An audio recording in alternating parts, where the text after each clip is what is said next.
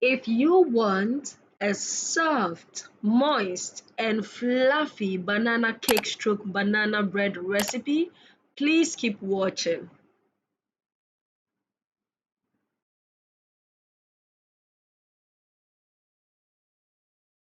Look for me. Damn, I walk the line. Always in the north side. First off, you will need soft sifted flour. You also need 4 eggs. You will need your bananas, make sure it is ripe. You also need milk. You will need banana essence or banana flavor. You will need your baking powder, your baking soda, and cinnamon. So here we have our cinnamon here, we have our baking soda, and we have our baking powder. We will also need sunflower oil. One thing I forgot to place on the table is sugar.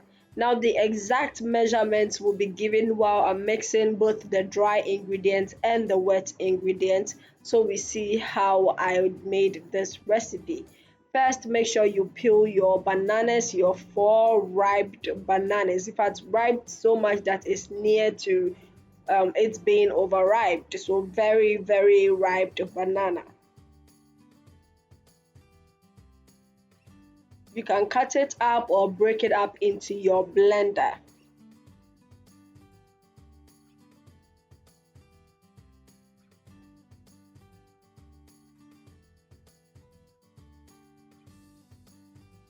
Now add in exactly 1 cup of milk. 1 cup of milk. At this stage, you can use water. If you are lactose intolerant or you don't really like milk, you can use 1 cup of water. Also make sure that when you are blending, you don't blend it till it is very, very smooth. You need some chunks in there, and that is why I use pulse instead of the minimum and maximum shown on the blender.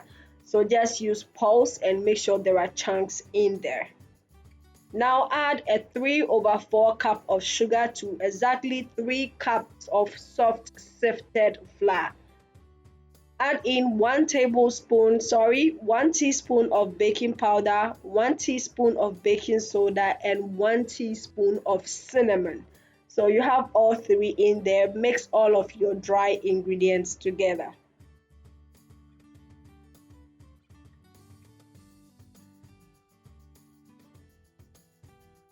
Now measure exactly 2 cups of the banana mixed with milk or blended with milk.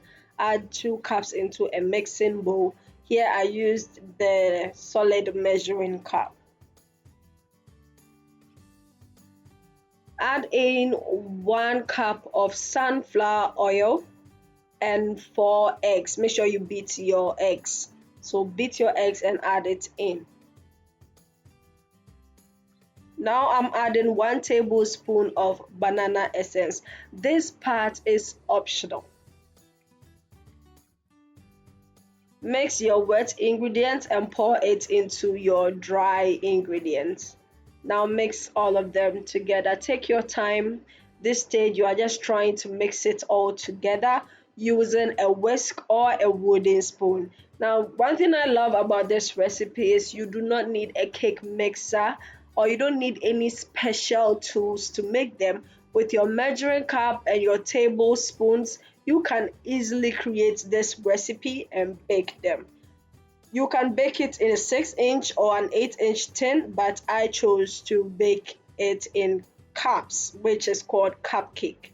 Now this is the final product. I put it in a 170 degree oven, and I kept it in for 15 minutes, 15 to 20 minutes, and this is what I got. It is very soft and fluffy in the middle, and if you taste it, oh my god, it is so creamy. It stays moist like this throughout.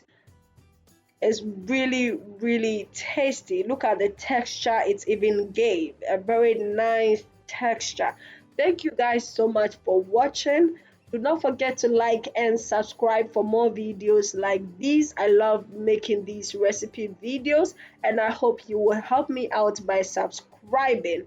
Now, thanks, guys, and bye.